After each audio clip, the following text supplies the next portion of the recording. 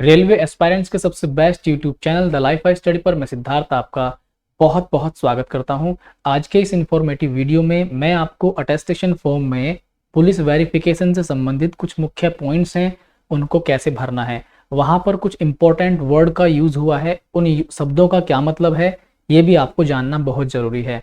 और किस चीज़ को कैसे भरना है, कोई इन्फॉर्मेशन छुपानी है क्या, वो हर चीज़ मैं आपको बताऊंगा। आपके दिमाग में अलग अलग तरह के सवाल चल रहे हैं, जैसे सवाल आप यहाँ पे देख पा रहे हो, इस तरह के सवाल आपके दिमाग में लगातार बने हुए हैं, लगातार घूम रहे हैं। जैसे अगर किसी व्यक्ति के ऊपर इनमें से कोई धारा लगी हुई है तो उसको ज्वाइनिंग में कोई प्रॉब्लम होगी कि नहीं होगी। देखो, जो भी नॉर्मल धाराएं होती हैं, जो छोटी धाराएं होती हैं, जो इतनी बड़ी धाराएं नहीं कहलाती, ठीक है, तो उनमें तो इतना दिक्कत आएगी नहीं। जैसे कि 107, 116, 151, 498, 307, 325, 324, इस तरह की धाराएं आप पे लगी थी पहले कभी, अभी मैटर सोल्व हो गया है तो इतनी बड़ी कोई प्रॉब्लम है नहीं। अगर केस पेंडिंग भी है, उस केस में भी आपको क्या करना है वो भी हम चर्चा करने वाले हैं। तो अगर मान लीजिए आपके ऊपर कोई केस पेंडिंग है तो यहाँ पर देखो, आपको डिटेल देनी है, ठीक। डिटेल्स नहीं दी तो ज्वाइनिंग। केस पेंडिंग है या केस था अब खत्म हो गया है तो आपको डिटेल हर हालत में देनी ही देनी है। कोई डिटेल मत छुपाना, मैं आपको अपनी तरफ से यही सलाह दूंगा, ठीक है।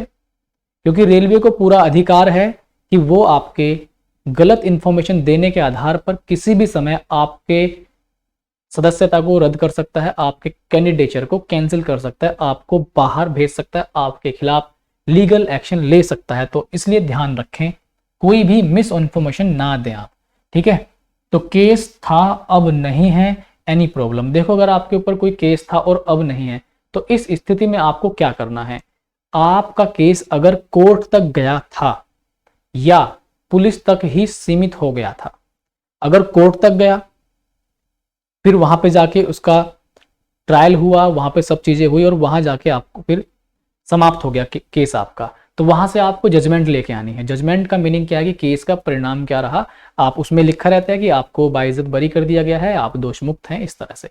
या आपका केस केवल थाने तक सीमित था, थाने में ही आपके मामले को निपटारा कर दिया गया था, तो वहां से भी आपका अगर कोई लिखित रिकॉर्ड वहां पे आपका है उस केस का, तो वो आपको दिखाना है कि भाई हाँ, आपका ऐसा ऐसा रिकॉर्ड है और अब आपके ऊपर कोई कानूनी कार्रवाई नहीं है। तो वो आपके पास एक रिकॉर्ड होना चाहिए, जजमेंट आपके पास मस्ट होनी चाहिए, ठीक है। जॉब कब नहीं मिलेगी, अगर आपने बहुत संगीन अपराध किया और आप कन्विक्ट हो गए, उसमें आप अपराधी घोषित हो गए, आप पर दोष सिद्धि हो गई है, तो इस केस में जॉब नहीं मिलती। अगर आपको जॉब मिली हुई है और उस दौरान कुछ आपके साथ ऐसी घटना हो गई जिसमें आप आरोपी पाए गए, आरोप बहुत संगीन था, अपराध बहुत बड़ा था, तो आपको जॉब से टर्मिनेट कर दिया जाएगा। डिटेल देनी है, अटेस्टेशन फॉर्म में कैसे भरना है वो भी मैं आपको समझाऊंगा। एक एक चीज यहाँ पर दोस्तों इंपॉर्टेंट है, तो समझ के चलना है ध्यान से आपको, ठीक है। पुलिस वेरिफिकेशन कैसे होता है, तो ये बात ध्यान रखो। पुलिस वेरिफिकेशन में पुलिस क्या करती है, आपको कांटेक्ट करती है, आपको कॉल करती है।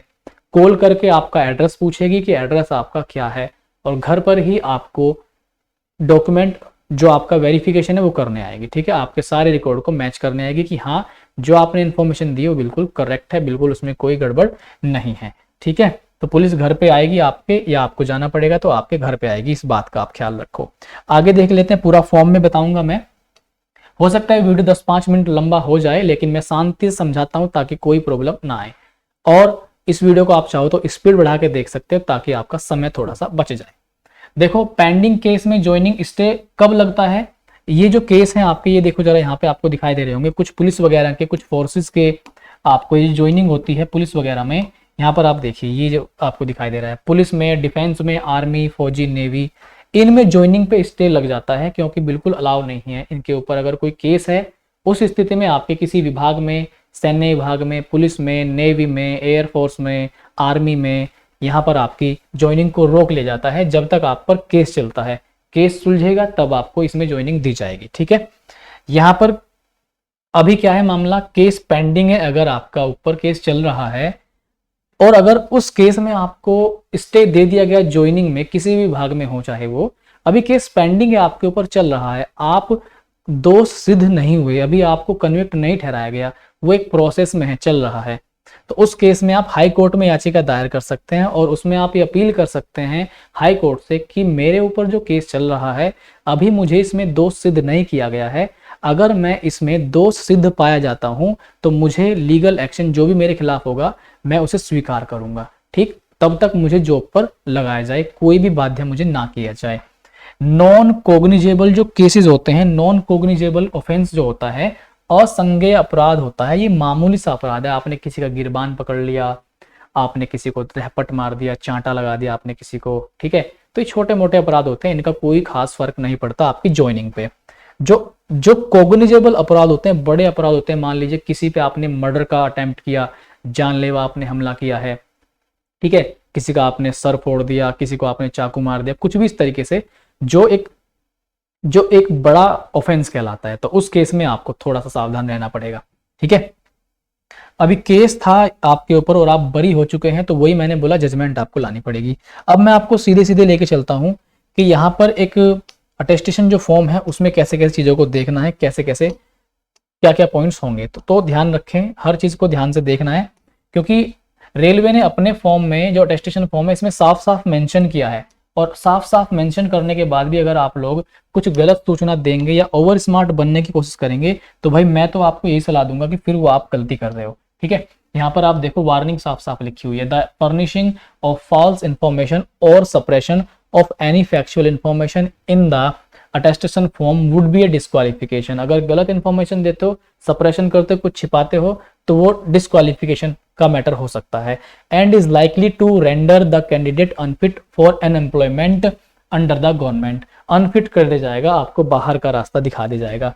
तो फॉर बेस्ट ऑफ यू, तो आपको ध्यान से समझना है हर चीज को। ठीक है, यहाँ पर देखिए जरा दूसरा पॉइंट क्या है, if detained, arrested, prosecuted, bound down, fined, acquitted ETC subsequent to the completion and submission of this form, the details should be communicated immediately to the authorities. अगर आपके साथ आपको डिटेन किया गया, ऐसे कुछ फाइन लगाया गया, आपके ऊपर प्रोसिक्यूटेड किया गया, अरेस्ट किया गया, बाउंड डाउन किया गया, तो आपको डिटेल साफ साफ देनी है, सही सही देनी है रेलवे को। ठीक है, तो यहाँ पे आगे देखिए, if the fact that false information has been furnished or that there has been suppression of any factual information in the attestation form comes to notice, अगर कोई गलत इंफॉर्मेशन आपने दी और वो नोटिस में आ गई, ध्यान में आ गई, तो क्या हो सकता है, any time during the service, किसी भी समय सर्विस के दौरान, of a person his service would be liable to be terminated, service से निकाला जा सकता है आपको। तो दोस्तों, इतनी मेहनत से जब आप जॉब ले रहे हो, क्यों आप इस चक्कर में पड़े हो? अगर आपके ऊपर कोई केस हुआ है तो उसकी जानकारी आप रेलवे को दें, तो मेरे हिसाब से यही ज़्यादा बेस्ट रहेगा, क्योंकि क्या हो सकता है क्या नहीं हो सकता, अपनी तरफ से ईमानदार होकर चलें आप लोग। ठीक, आप ज़्यादा कुछ छुपाओगे तो आपके खिलाफ फिर रेलवे खुद से एक्शन लेगा ही लेगा, आपकी लॉयल्टी पे भी शक करेगा। जब ये व्यक्ति हमारे लिए लॉयल ही नहीं है तो हम इसको जॉब पे रख के क्या करेंगे? ठीक है, तो विभाग में सब चीज़ें मैटर करती हैं। जैसे पहला ये आपके सामने है, have you ever been arrested, इसको मैं थोड़ा सा बड़ा कर लेता हूं ताकि आपको अच्छा दिख सके और भी ज़्यादा। ठीक है, तो यहाँ पर आपको दोस्तों दिखाई दे रहा होगा ये सब चीज़ आपको, जस्ट अ सेकेंड, यहाँ पर देखिए, have you ever been arrested. तो अब सबसे पहले आपको अरेस्टेड का मीनिंग समझना है। तो अरेस्टेड का मीनिंग क्या है, मैं आपको अपनी डायरी समझाता हूँ, मैंने थोड़ी सी रिसर्च की है इस पर। ठीक है, इतनी ज़्यादा कानून की नॉलेज है नहीं, लेकिन फिर भी मैंने रिसर्च किया कि कैसे कैसे क्या होता है। देखो, जब आपको पुलिस अरेस्ट करती है और नॉन बेलेबल ऑफेंस हुआ, यानी कि कोग्निजेबल ऑफेंस आपसे हुआ या आपको उसमें फंसाया गया जबरदस्ती कुछ भी करके, नॉन बेलेबल का मतलब इसमें बेल आपकी नहीं हो रही है, तो अगर पुलिस आपको मजिस्ट्रेट के सामने पेश करती है, इसका मतलब आपको अरेस्ट किया गया है। तो अरेस्टेड का मीनिंग क्या है कि आपको पुलिस ने पकड़ा है, बेलेबल ऑफेंस मतलब नॉन बेलेबल ऑफेंस है, कोग्निजेबल है, संज्ञेय अपराध है, थोड़ा सा बड़े लेवल का है, आपको मजिस्ट्रेट के सामने पेश किया गया, तो आप अरेस्ट माने जाएंगे। अगर आपको पुलिस थाने लेके गई, थाने में ही मैटर सॉल्व हो गया है, दैट मीन्स आपको अरेस्ट नहीं किया गया। ठीक है, बस इतना ध्यान रखें। तो उसमें अगर मजिस्ट्रेट के सामने पेश किया गया तो आपको यस कॉलम डालना है, यस डालना है, बाकी थाने में मामला निपट गया है तो उसमें नहीं डालना। ठीक है, अभी आगे देख लेते हैं हम क्या क्या चीजें हमारे सामने लिखी हुई हैं। ठीक, तो हम यहाँ पे हमारे सामने ये दूसरा जो पॉइंट आएगा अपना, have you ever been prosecuted. Prosecuted का मतलब दोस्तों मुकदमा चलना होता है। ठीक है, जो प्रोसिक्यूटेड वर्ड है यहाँ पे, इसका मीनिंग क्या होता है, मुकदमा चलना। ठीक, एक एक वर्ड लिखा मैंने ताकि कोई भी आपको मिस इन्फॉर्मेशन ना हो, इसलिए। तो अगर कोई मुकदमा चला है तो यस आपको देना है। ठीक है, have you ever been kept under detention, detention का मतलब होता है कैद में, क्या आपको कैद में रखा गया है, तो वो भी आपको बताना है। और एक चीज और है, अगर आप इनमें से किसी भी ऑप्शन पे यस करते हैं तो यस करने के बाद आपको उसका पूरा पर्टिकुलर देना होगा, क्या हुआ था, कौन सी आपके ऊपर धाराएं लगी थी, केस किस प्रकृति का था, क्या दहेज का मुकदमा था, क्या कोई रेप केस था, या कुछ भी ऐसा था, या लूट संबंधित जो भी है उसकी प्रकृति भी आपको बतानी होती है। ठीक है, have you ever been bound down, क्या आप कानूनन रूप से बाध्य हैं। ठीक है, बाउंड डाउन का मीनिंग क्या है, कानूनी रूप से बंधा हुआ, तो क्या आप कानूनी रूप से बंधे हुए हैं। तो मैं आपको ये सलाह दूंगा कि अगर आपको इस कॉलम का नहीं पता है, क्योंकि मैंने इस पर काफ़ी सर्च करने की कोशिश की, रिसर्च करने की कोशिश की, मुझे इसका एग्जैक्ट मीनिंग नहीं पता लग पाया कि इसका एग्जैक्ट मीनिंग क्या होता है, तो आपको मैं बेस्ट सलाह दूंगा कि आप अपने लॉयर से पूछना। अगर आप किसी पुलिस के चक्कर में पहले पड़े हैं, कुछ ऐसी चीज आपके साथ हुई है, तो इसके बारे में आप अपने लॉयर से एक बार कांटेक्ट करके देखना। ठीक है, लॉयर आपको थोड़ी सही इंफॉर्मेशन इसके ऊपर देगा। नेक्स्ट है आपका, have you ever been fined by a court of law, अगर आपके ऊपर जुर्माना लगाया गया है किसी न्यायालय द्वारा, तो वो भी आपको पर्टिकुलर देना है। इसमें लगाया गया है तो क्यों लगाया गया, किस बात पे लगाया गया, वो सब चीज आपको देनी है यहाँ पे। ठीक है, आगे जो अगला पॉइंट है आपका ये है, have you ever been convicted by a court of law, क्या आपके ऊपर किसी न्यायालय द्वारा दोष सिद्धि या आप पर कोई अपराध लागू हुआ है, अपराध मतलब आप पर घोषित हुआ है या अपराधी पाए गए हैं, तो यस डाल देना है आपको। यस डालोगे तो फिर वही पर्टिकुलर देना पड़ेगा, पूरा विवरण देना पड़ेगा। Have you ever been debarred from any examination or justified by any university or any other educational authority or institution, किसी एग्जाम से आपको निकाला गया, रेस्टिकेट किया गया, किसी यूनिवर्सिटी ने आपको डिबार्ड किया, निकाला गया स्कूल से किसी भी रीजन के चलते हुए, तो वो भी आपको अपनी इंफॉर्मेशन इसमें देनी है। Have you ever been debarred or disqualified by any public service commission, staff selection commission for any of its examination or selection process. ठीक है, तो ये भी आपको देना है। Is any case pending against you in any court of law, किसी न्यायालय में अगर आप पे कोई केस पेंडिंग है at the time of filling up this attestation form, तो भाई पूरी एग्जैक्ट जानकारी दो। बहुत सारे स्टूडेंट मुझे कॉल करके ये कह रहे हैं कि सर हमने तो बात कर ली है, हमारे पुलिस थाने में ये बोल रहे हैं कि आप डिटेल मत देना तब भी काम चल जाएगा, तो भाई डिटेल दो, या फिर अगर आपको थाने वाले ऐसे बोल रहे हैं तो आप अपना पूरा मैटर जीरो से लेके एंड तक बिल्कुल फिनिश करा लो, पूरा रिकॉर्ड। अगर आप बिल्कुल ही सेफ खेलना चाहते हो तो चीजें हर एक पॉसिबल हैं, आप जानते हो करना क्या होगा, समझाने वाली तो बात है ही नहीं। ठीक है, तो यहाँ पे जो अगला पॉइंट है इसमें ये, is any case pending against you in any university or any other educational authority institution at the time of filling up this form, तो वो भी आपको देना है। ठीक है, और यहाँ पर देखो भाई ये सब चीजें आपके सामने लिखी हुई हैं, यहाँ पर देखो सब चीज लिखी हुई है सामने।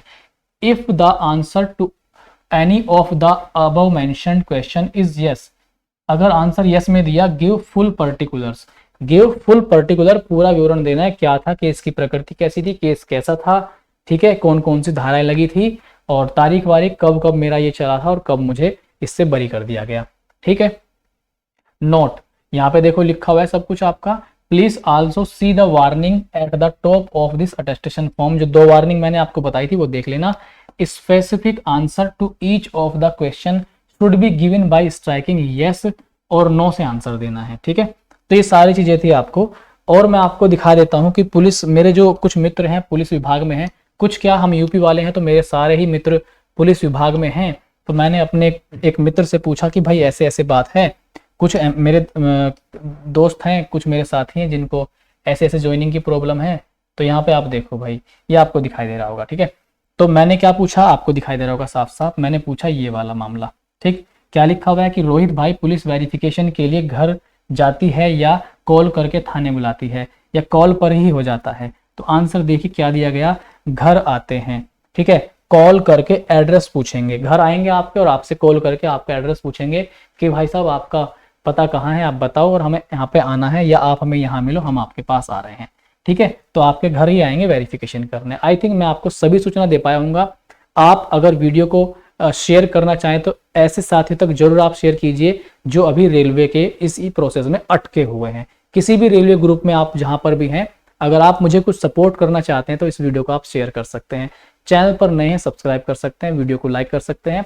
मुझे मालूम है बहुत सारे डाउट बनेंगे आपके, बनते रहते हैं, वीडियो के नीचे कमेंट कीजिए। अगले वीडियो में मैं अपने कुछ साथियों से बात करके आपके सभी जवाबों को जल्द से जल्द सुलझाने की कोशिश करूंगा। मिलता हूं नेक्स्ट वीडियो में, तब तक के लिए बहुत बहुत नमस्कार। See you soon guys, take care. Railway में आपका स्वागत है। आइए आप और हम मिलकर रेलवे का सम्मान करें और रेलवे की सेवा करें। Good luck guys, bye.